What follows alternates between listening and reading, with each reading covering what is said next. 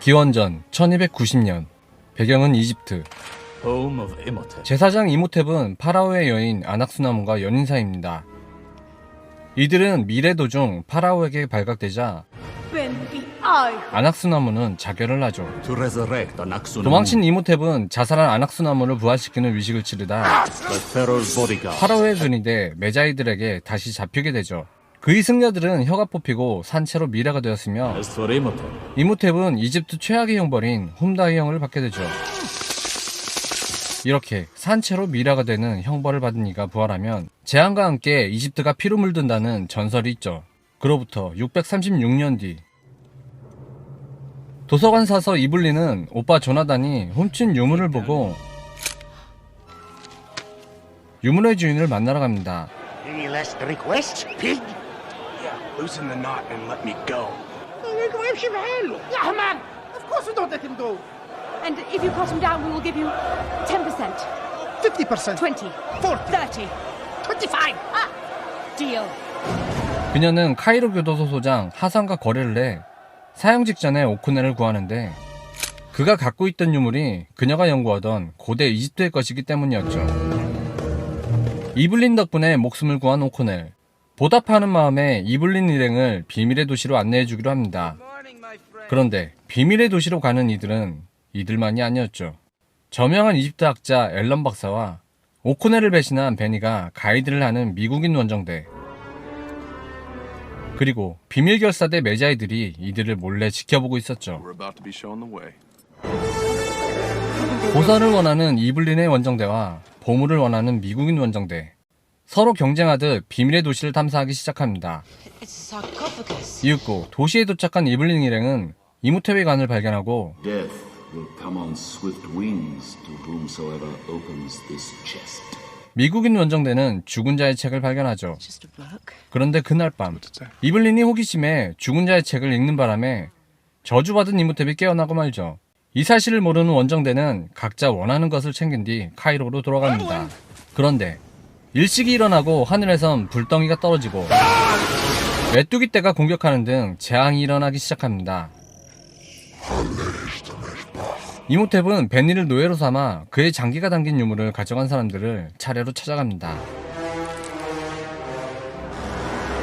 그리고 그들을 흡수한 뒤 서서히 회복하기 시작하죠. 그렇게 마지막 미국인을 제거한 뒤 그는 같은 건물에 있는 이블린을 보고 아낙수나문이라고 하죠. 오코넬이 고양이를 데려오자 놀라 달아납니다. 이집트에서 죽음을 관장하는 신이 고양이였기 때문이었죠. 오코넬 일행은 이모탭을 무찌를 방법을 찾기 위해 박물관으로 향합니다. 그리고 그곳에서 메자이의 리더 아데스가 부활한 이모탭을 제거하기 위해 일행에 합류하게 되죠. 이블린은 죽은 자의 책이 이모탭을 부활시키면 황금책은 그를 죽일 수 있을 것이라고 추론을 합니다. 그때 이모탭이 마을 사람들을 좀비로 만들어 수세에 몰리고 Take my hand and I will spare your friends. 이블린은 자진해서 이모탭에게 가게 됩니다. 하지만 이모탭은 이블린을 차지하자 나머지 일행들을 죽이라고 명령하죠.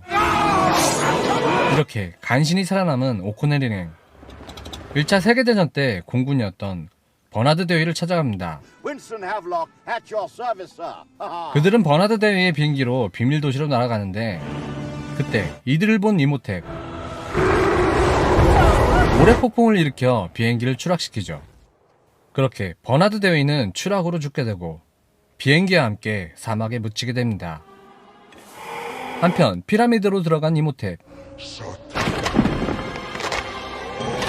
아낙수나문의 부활의식을 치르기 위해 미라가 된 승려들을 깨우고 있습니다. 뒤따라 피라미드 안으로 들어온 오코넬 일행. 이렇게 금은보화가 쌓여있는 방을 지나 이모탭을 물리칠 유일한 방법인 황금책을 찾아 나서게 되죠. 그때 이모탭의 미라들이 공격이 시작되고 아데스는 공격해오는 미라들을 막고 있죠. 오코넬과 조나단은 이블린에게 향합니다. 이모탭이 이블린을 제물로 바치려는데 아낙수나문을 부활시키는 의식을 행할 때 오코넬과 조나단이 도착하게 되죠. 그리고 조나단이 어설프게 황금책을 읽게 되는데 이렇게 메자이 미라가 부활하게 됩니다. Finish the inscription on the cover, idiot. Then you can control them. 그러자 이모탭은 고대 이집트어를 써 메자이 미라들에게 오코넬을 공격하게 만들죠.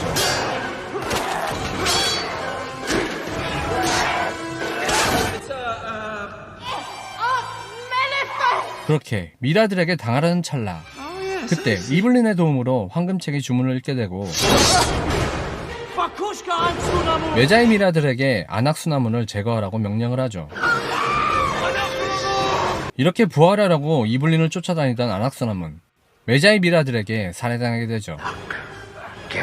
예, 분노한 이모탭. 그 사이 이블린이 황금책에서 이모탭의 영생을 빼앗는 주문을 외우게 되죠. 주문으로 영생을 빼앗긴 이모탭. 이렇게 평범한 인간이 되고 오코넬의 칼에 맞아 죽게 됩니다. 저주가 끝나자 비밀의 도시는 무너지기 시작하죠.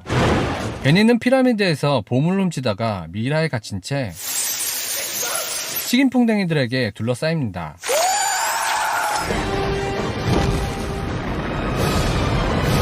이렇게 비밀의 도시와 피라미드는 모래 속으로 사라지고 평화가 찾아오자 아데스는 오코넬에게 감사를 표현한 뒤 떠납니다. Well, I guess we go home empty-handed. Again. I wouldn't say that. 오코넬은 이블린과 사랑을 확인하고 그들이 탄 낙타에는 베니가 실은 보물이 가득했습니다. 이렇게 영화는 막을 내립니다.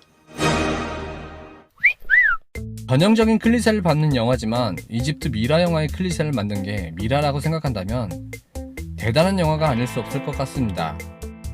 사실 이전에 이런 종류의 영화가 있었는지 어떤지 모르겠지만 제게는 이 영화가 처음이었습니다. 이 영화에 나온 캐릭터들은 주조연할 거 없이 모두 매력적입니다. 이모탭을 깨우는데 결정적 역할을 한 에블린, 딱히 민폐처럼 느껴지지도 않았고 얍삽이 베니조차 오코넬과의 티키타카가 너무 잘 어우러져 그 죽음이 아쉬울 정도였습니다. 등장인물의 매력을 논할 때 그 외모 또한 빼어놓을 수는 없을 것 같은데 처음 사서로 등장할 때 모습도 너무 예뻤던 레이첼 와이즈. 레이첼 와이즈는 조연이긴 하지만 마블 영화 블랙 위도우에도 출연했다고 합니다. 영화 미라는 1999년 영화치고 CG도 크게 거슬리는 부분 없이 매끄러웠습니다. 물론 옛날 영화니까 조금 더 관대한 마음이긴 했지만 보면서 딱히 CGT 엄청나네 하는 장면은 없었던 걸로 생각합니다. 그만큼 진짜 잘 만든 영화인 것 같습니다. 언제가 되든 한번 보게 될 것 같은 영화 미라, 여러분께 추천드리고 싶습니다. 이상 공자강이었습니다.